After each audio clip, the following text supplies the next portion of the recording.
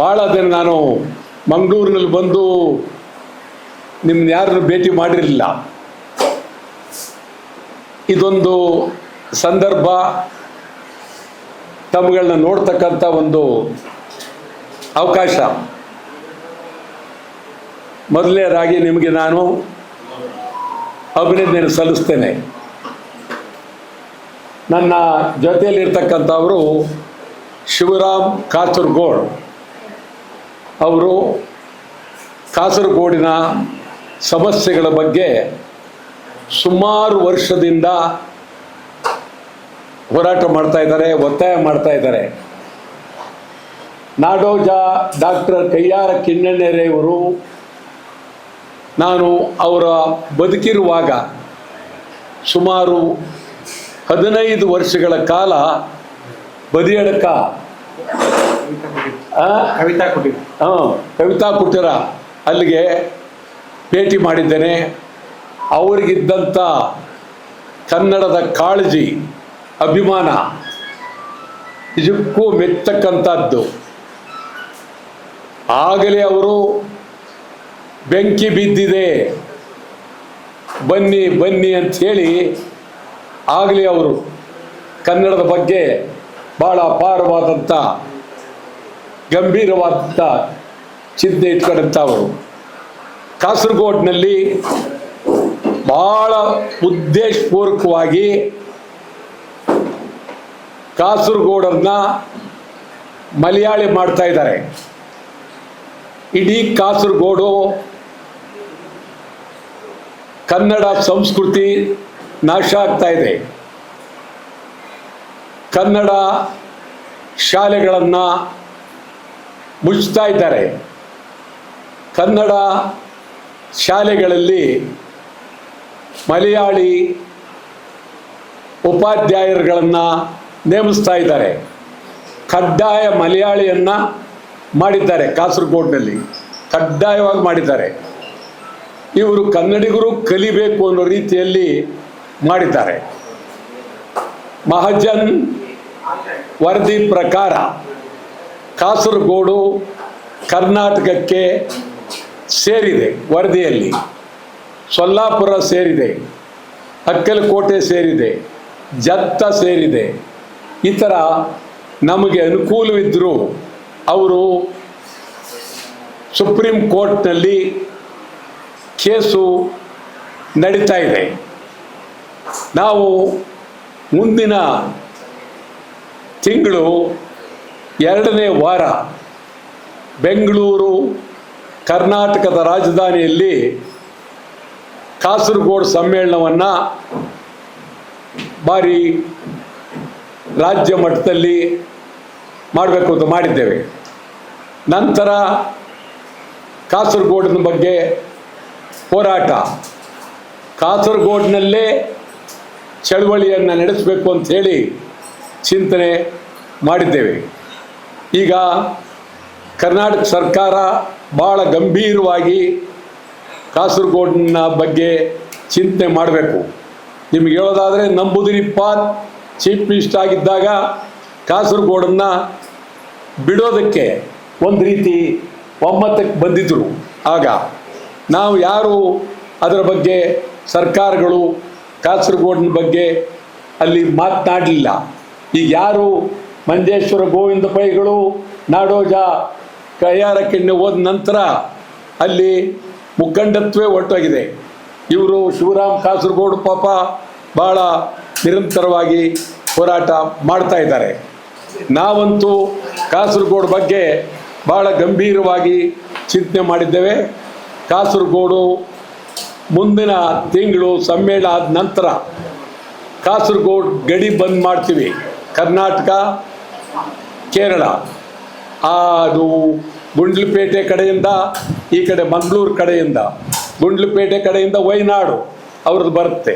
ಇದು ಮಂಗಳೂರು ಕಡೆಯಿಂದ ಕಾಸರಗೋಡು ನೇರವಾಗಿ ಬರುತ್ತೆ. ಇದನ್ನು ಬಂದ್ ಮಾಡಬೇಕು ಅಂತ ಮಾಡಿದ್ದೇವೆ.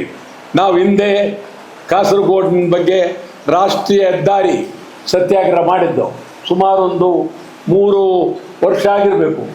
ಅದು ಭಾಳ ಇಲ್ಲಿ ಮಂಗಳೂರು ರಸ್ತೆಯಲ್ಲೇ ನಮ್ಮನ್ನೆಲ್ಲ ಬಂಧನ ಮಾಡಿ ಆವಾಗ ಭಾರಿ ದೊಡ್ಡ ಇದಾಯಿತು. ಇವಾಗ ಆ ದೃಷ್ಟಿಯಿಂದ ನಾವು ಗಡಿನಾಡು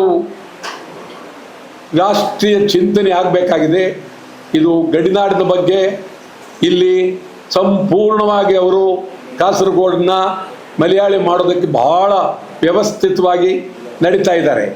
ಈ ಬಗ್ಗೆ ನಮ್ಮ ಶಾಸನಸಭೆಯಲ್ಲೂ ಯಾರೂ ಮಾತಾಡಲಿಲ್ಲ, ವಿಧಾನ ಪರಿಷತ್ನಲ್ಲೂ ಮಾತಾಡಲಿಲ್ಲ, ಪಾರ್ಲಿಮೆಂಟ್ನಲ್ಲೂ ನಮ್ಮ ಸದಸ್ಯರು ಪಾರ್ಲಿಮೆಂಟ್ಗೆ ಹೋಗಿರೋರು ಈ ಗಡಿನಾಡಿನ ಬಗ್ಗೆ ಮಾತಾಡಲಿಲ್ಲ. ಇದು ಪರಿಸ್ಥಿತಿ ಇದೆ. ಆದ್ದರಿಂದ ಕಾಸರಗೋಡಿನ ಜನ ಮುಂದೇನು ಅನ್ನುವ ಭಯ ಭೀತಿಯ ವಾತಾವರಣದಲ್ಲಿ ಇದ್ದಾರೆ. ಇವತ್ತು ಒಂದು ರೀತಿ ಕರ್ನಾಟಕ ನಾನು ನೋಡ್ತಾ ಇದ್ದೀನಿ. ಒಂದೇ ಸಮಯಕ್ಕೆ ನಿಮ್ಗೆ ಹೇಳೋದಾದರೆ, ನಾನು 67ಕ್ಕೆ ಅಸೆಂಬ್ಲಿ ಮೆಂಬರ್ ಆಗಿದ್ದೆ. 1967 ನಾನು ಅಸೆಂಬ್ಲಿ ಮೆಂಬರ್. ಆಗ ನಿಜಲಿಂಗಪ್ಪನವರು ಆಗ ಮುಖ್ಯಮಂತ್ರಿ, ಈ ರಾಜ್ಯದ ಮುಖ್ಯಮಂತ್ರಿ ಆಗಿದ್ದು. ನಾವು 67 ಆಗ ನಾನು ಸುಮಾರು ನನಗೆ 20-25 ವರ್ಷ. ಆವಾಗ ಫಸ್ಟ್ ಮೆಂಬರ್ ಅಸೆಂಬ್ಲಿಗೆ ಬೆಂಗಳೂರಿನಿಂದ ಗೆದ್ದಿದ್ದೆ. ನಿರಂತರ ಹೋರಾಟ ಮಾಡಿದ್ದೇವೆ. ಸಾವಿರ ಹೋರಾಟಗಳನ್ನು ಈ ರಾಜ್ಯದಲ್ಲಿ ನಡೆಸಿದ್ದೇವೆ ಕನ್ನಡಕ್ಕಾಗಿ, ಕನ್ನಡಿಗರಿಗಾಗಿ. ಇವತ್ತು ಕರ್ನಾಟಕದಲ್ಲಿ ಪರಭಾಷೆಯವರ ದಾಳಿ ಭಾರಿ ಆಗಿದೆ. ನಾವು ಮಂಗಳೂರನ್ನೇ ನೋಡಿದಾಗ ಮಂಗಳೂರಿನ ಪರಿಸ್ಥಿತಿನೇ ಏನಾಗುತ್ತೋ ಮುಂದೆ ಅನ್ನುವಷ್ಟು ನೋವಾಗುತ್ತೆ ಇಲ್ಲಿ.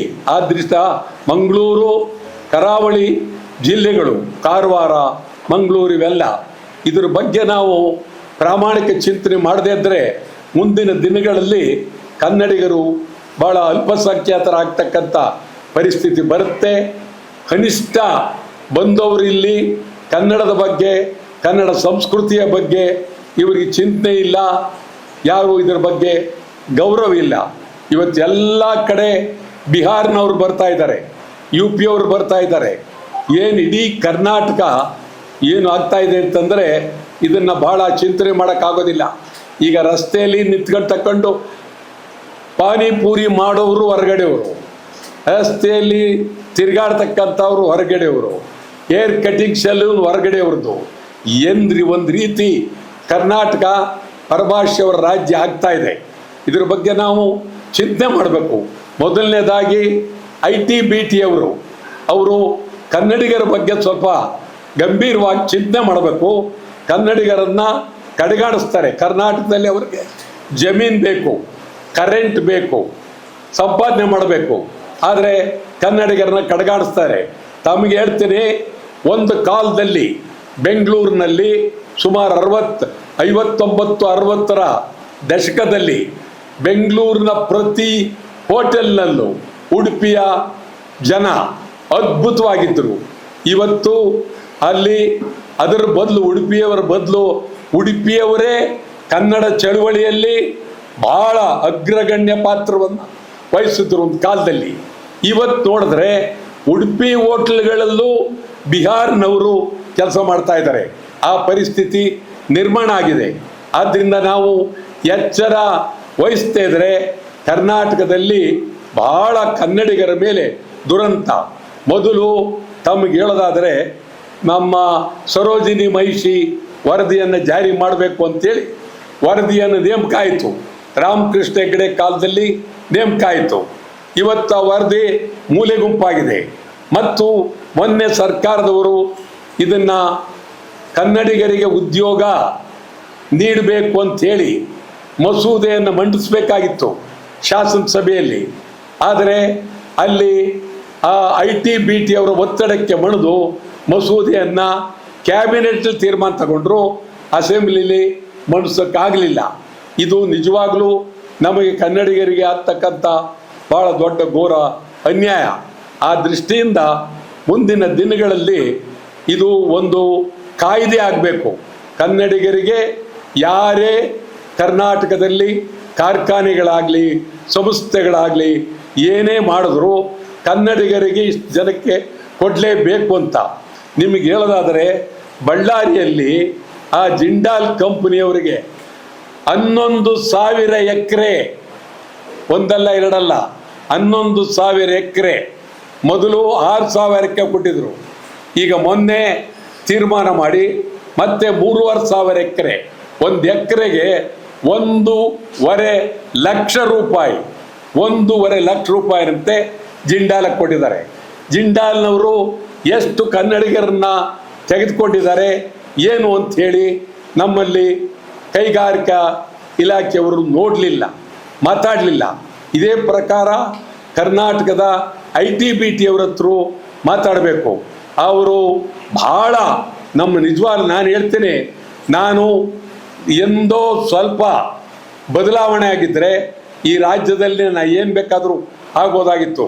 ಕನ್ನಡ ಬಿಟ್ಟು ಅತ್ತಿತ್ತ ಅಳ್ಳಾಡಲಿಲ್ಲ. ಕನ್ನಡವೇ ಸರ್ವಸ್ವ, ಕನ್ನಡವೇ ಸಾರ್ವಭೌಮ ಅಂಥೇಳಿ 5 ಬಾರಿ ಶಾಸಕನಾಗಿದ್ದೆ ನಾನು. ಸುಮ್ಮನೆ ಏನು ಇದಿಲ್ಲ, ಭಾಳ ಹೋರಾಟ, ನಿರಂತರ ಹೋರಾಟವನ್ನು ಮಾಡಿದ್ದೇವೆ. ಆ ದೃಷ್ಟಿಯಿಂದ ಇವತ್ತು ತಾವು ಅತ್ಯಂತ ಗಂಭೀರವಾಗಿ ಚಿಂತನೆ ಮಾಡಬೇಕು. ಇದನ್ನು ಮೀಡಿಯಾದವರು ಒಂದು ಕಾಸರಗೋಡು ಮತ್ತು ಪರಭಾಷೆಯವರ ರಾಜ್ಯ ಆಗುವುದನ್ನು ನಾವು ಕನಿಷ್ಠ ಅವರು ಇಲ್ಲಿ ಬಂದು ಕನ್ನಡನೂ ಕಲಿಯೋದಿಲ್ಲ, ಕನ್ನಡನಾರು ಕಲಿಯೋದಿಲ್ಲ, ಕನ್ನಡನೂ ಕಲಿಯೋದಿಲ್ಲ. ಅವ್ರ ಭಾಷೆಯಲ್ಲಿ ನಾವು ಮಾತಾಡಬೇಕಾಗಿದೆ. ಆ ಪರಿಸ್ಥಿತಿ ನಿರ್ಮಾಣ ಆಗಿದೆ. ಆ ದೃಷ್ಟಿಯಿಂದ ಇದು ಭಾಳ ಗಂಭೀರವಾದಂಥ ವಿಚಾರ.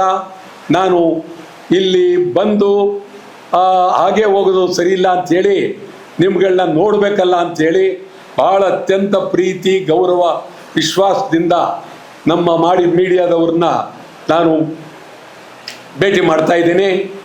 ತಾವು ಸುದ್ದಿಗಿಂತ ಹೆಚ್ಚಾಗಿ ನಿಮ್ಮನ್ನು ಭೇಟಿ ಮಾಡೋದೇ ಒಂದು ಸಂತೋಷ ಅಂಥೇಳಿ ಭಾಳ ಗೌರವ ಪ್ರೀತಿಯಿಂದ ತಮ್ಮನ್ನು ಭೇಟಿ ಮಾಡ್ತಾ ಇದ್ದೀನಿ.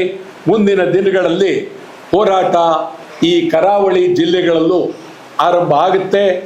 ಇದು ಕಾರವಾರದಲ್ಲೂ ಆಗುತ್ತೆ, ಬೆಂಗಳೂರು ಆಗುತ್ತೆ, ಮಂಗಳೂರು ಆಗುತ್ತೆ, ಉಡುಪಿಲಾಗುತ್ತೆ, ಮತ್ತು ಮೊದಲು ಕಾಸರಗೋಡಿನ ಚಳುವಳಿಯನ್ನು ಕೈಗೆತ್ಕೊಳ್ತೀವಿ. ಡಿಸೆಂಬರ್ 2ನೇ ವಾರ ಬೆಂಗಳೂರಿನಲ್ಲಿ ಮಹಾ ಸಮ್ಮೇಳನವನ್ನು ಮಾಡಿ ನಿರ್ಣಯವನ್ನು ಕೈಗೊಳ್ತೀವಿ. ಇದು ತಮ್ಮ ಗಮನಕ್ಕೆ ತರ್ತಾ ಇದ್ದೇನೆ.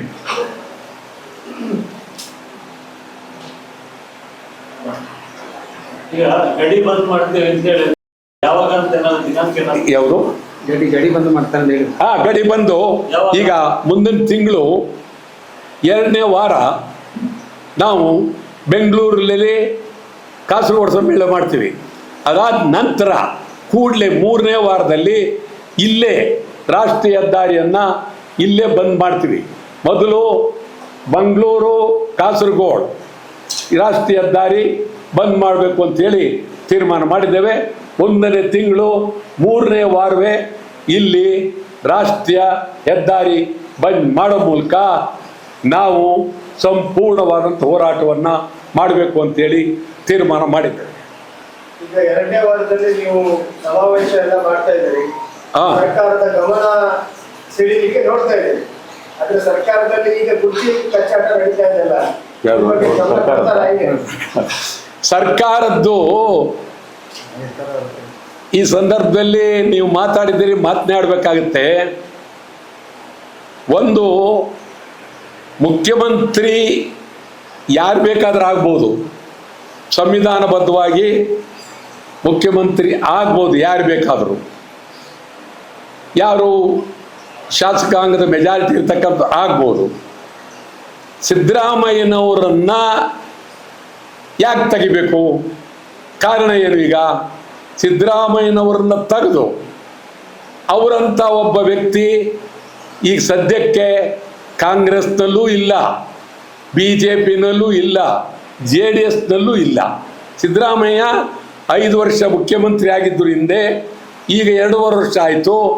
ಭಾಳ ಅದ್ಭುತವಾದಂಥ ಚಿಂತನೆ ಮಾಡಿರ್ತಕ್ಕಂಥ ವ್ಯಕ್ತಿ ಮತ್ತು ಆ ಒಂದು ಮುಖ್ಯಮಂತ್ರಿ ಆಗುವ ಎಲ್ಲ ಅರ್ಹತೆಗಳು ಇದ್ದು 7 ವರ್ಷದಿಂದ ಮುಖ್ಯಮಂತ್ರಿ ಆಗಿದ್ದಾರೆ. ಈಗ ಅವರನ್ನು ತೆಗೆದು ಅವರ ಸ್ಥಾನಕ್ಕೆ ರಾಜಕೀಯವಾಗಿ ತರ್ಬೋದಷ್ಟೇ ಹೊರತು ಬೇರೆಯವರು ಬರೋದಕ್ಕೆ ಅಂಥ ವ್ಯಕ್ತಿಗಳು ಯಾರೂ ಇಲ್ಲ. ನಾನಂತೂ ಹೇಳ್ತೀನಿ, ಸಿದ್ದರಾಮಯ್ಯನ ತೆಗೆದ್ರೆ ರಾಜ್ಯದಲ್ಲಿ ಭಾರಿ ದೊಡ್ಡ ಕ್ರಾಂತಿನೇ ಆಗುತ್ತೆ, ಹೋರಾಟ ಆಗುತ್ತೆ. ಅದರಲ್ಲೇನು ಬೇರೆ ಮಾತಿಲ್ಲ. ಸಾವಿರಾರು ಜನ ಜೈಲಿಗೆ ಹೋಗೋಕ್ಕೂ ಸಿದ್ಧ. ಸಿದ್ದರಾಮಯ್ಯನವ್ರನ್ನ ತೆಗೆಯೋದು ಅಷ್ಟು ಸುಲಭವಲ್ಲ. ತೆಗೆಯೋದ್ರಿಂದ ರಾಜ್ಯಕ್ಕೇನು ಒಳ್ಳೆಯದಾಗೋದಿಲ್ಲ. ಒಂದು ಚಿಂತನೆ ಇರ್ತಕ್ಕಂಥ ವ್ಯಕ್ತಿ, ಅಭಿಮಾನ ಇರ್ತಕ್ಕಂಥ ವ್ಯಕ್ತಿ, 50 ವರ್ಷದ ರಾಜಕಾರಣ, ಶಾಸಕರಾಗಿ ಉಪಮುಖ್ಯಮಂತ್ರಿಯಾಗಿ ಮಂತ್ರಿ ಆಗಿದ್ದಾರೆ. ಈಗ ಅವರು ತೆಗೆದು ಬೇರೆಯವರು ಬರಬೇಕು ಅಂತಕ್ಕಂಥ ಚಿಂತನೆ ಇದೆಯಲ್ಲ, ಇದು ಸಾಧುವಲ್ಲ. ಮತ್ತು ಇದಕ್ಕೆ ಅವರು ಹೈಕಮಾಂಡ್ನವ್ರು ಕೈ ಹಾಕಿದ್ರೆ ಇದು ನಿಜವಾಗಲೂ ಬೆಂಕಿ ಜೊತೆಯಲ್ಲಿ ಸರ್ಸಾದಂಗಾಗುತ್ತೆ. ಒಳ್ಳೆಯದಂತೂ ಆಗೋದಿಲ್ಲ. ಸ್ಪಷ್ಟವಾಗಿ ನೇರವಾಗಿ ಹೇಳ್ತಾ ಇದ್ದೇನೆ ನಾನು. ಈಗ ನೀವ್ ಹೇಳಿದ್ರಿ ಅವರನ್ನು ತೆಗಿಬಾರ್ದು ಅಂತ, ಆದ್ರೆ ಈ ಹಿಂದೆ ತೆಗಿಬಾರ್ದು ಅಂತ ಹೇಳಿದ್ರ ಮುಖ್ಯಮಂತ್ರಿ ತೆಗಿಬಾರ್ದು ಅಂತ ಹೇಳಿದ್ರಲ್ಲ. ಈಗ ಹೇಳಿ ಅಂತ ಹೇಳಿದ್ರಿ. ಈಗ ದಲಿತ ಸಿಎಂ ಆಗ್ಬೇಕು ಅಂತ ಒತ್ತಾಯ ಕೇಳಿ ಬರ್ತಾ ಇದೆ. ಒಂದ್ ಕಡೆ ಡಿ ಕೆ ಶಿವಕುಮಾರ್ ನಾವ್ ಆಗ್ಬೇಕು ಅಂತ, ಇನ್ನೊಂದ್ ಕಡೆ ದಲಿತರು ಸಿಎಂ ಆಗ್ಬೇಕಂತ ಹೇಳ್ತಾರೆ. ದಲಿತರು ಸಿಎಂ ಆಗ್ಬೇಕಂತ ಹೇಳ್ತಿದ್ದಾರೆ. ಅದು ಸರಿ. ಈಗ ಅದು ಮುಂದೆ ಈಗ ದಲಿತರು ಆಗಬಾರ್ದು ಅಂಥೇಳಿ ಯಾರ್ದು ಇಲ್ಲ. ಸಿದ್ದರಾಮಯ್ಯನ ನಂತರ ದಲಿತರು ಆಗ್ಬೋದು, ಬಹುಶಃ ಅವರೇ ಆಗಲಿ, ಅದರ ಬಗ್ಗೆ ಯಾರು ತಕರಾರಿಲ್ಲ. ಈಗ ಸದ್ಯ ಸಿದ್ದರಾಮಯ್ಯನ ತೆಗೆಯೋ ಉದ್ದೇಶ ಏನು? ಸಿದ್ದರಾಮಯ್ಯ ಮಾಡಿರ್ತಕ್ಕಂಥ ಅಪರಾಧ ಏನು? ಸಿದ್ದರಾಮಯ್ಯ ಮುಖ್ಯಮಂತ್ರಿಯಾಗಿ ಈ ರಾಜ್ಯದಲ್ಲಿ 13-14 ಸಾರಿ ಆಯವ್ಯಯ ಮಂಡನೆ ಮಾಡಿದ್ದಾರೆ, ಹಣಕಾಸು ಸಚಿವರಾಗಿ ಮಾಡಿದ್ದಾರೆ, ಉಪಮಂತ್ರಿಯಾಗಿ ಮಾಡಿದ್ದಾರೆ. ಮತ್ತು ಕಾಂಗ್ರೆಸ್ಗೆ ಸಿದ್ದರಾಮಯ್ಯ ಗೌರವ, ಕಾಂಗ್ರೆಸ್ಗೆ ಸಿದ್ದರಾಮಯ್ಯ ಶಕ್ತಿ. ಆ ದೃಷ್ಟಿಯಿಂದ ಸಿದ್ದರಾಮಯ್ಯನ ತೆಗಿತಕ್ಕಂಥದ್ದು ಸಾಧುವಲ್ಲ, ಒಳ್ಳೆಯದಲ್ಲ, ಗೌರವನೂ ಅಲ್ಲ. ಡಿ ಕೆ ಶಿವಕುಮಾರ್ ಬೇಡ ಅಂತೀರಾ? ನಾನು ಸಿದ್ದರಾಮಯ್ಯನ ತೆಗಿಯಂಗಿಲ್ಲ ಅಂದರೆ ಮಿಕ್ಕವ್ರ ಬಗ್ಗೆ ಮಾತಾಡೋ ಪ್ರಶ್ನೆನೇ ಇಲ್ಲ.